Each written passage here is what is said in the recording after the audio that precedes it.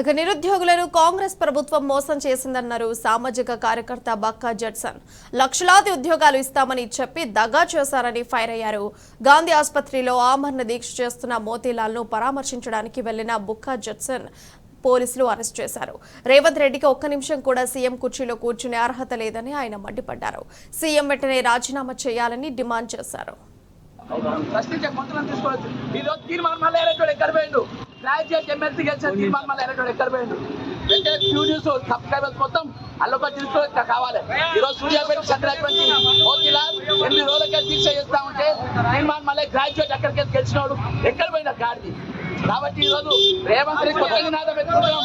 నిరుద్యోగుల కొత్త నినాదం వెంటనే రేవంత్ రెడ్డి రాజీనామా చేయాలి. ముఖ్యమంత్రిగా ఉండడానికి ఒక్క నిమిషం కూడా అర్హత లేదు. ముఖ్యమంత్రిగా ఉండడానికి ఒక్క నిమిషం కూడా మాట్లాడడానికి వీల్లేదు. ఈరోజు నిరుద్యోగ ప్రభుత్వం అంటారు. రాహుల్ గాంధీ ప్రియాంక గాంధీ తీసుకొని వస్తారు. సరూర్ స్టేడియంలో ప్రియాంక గాంధీ ఈ రోజు వాళ్ళకి ఎందుకు పెంచలేదు. చెట్టు నార్మలైజేషన్ చేయకుండా ఎవరైనా పరీక్ష పెడతారా? గురుకుల ఎగ్జామ్ అయిపోయింది, ఇప్పటి వరకు ఇవ్వలేదు. కాబట్టి ఈ రోజు నిరుద్యోగ సమస్యలు అనేకం ఉన్నాయి. కానిస్టేబుల్ 168 పోస్టులు ఇవ్వాల్సి వరకు వాళ్ళకి ఆర్డర్ కాపీలు ఇవ్వలేదు.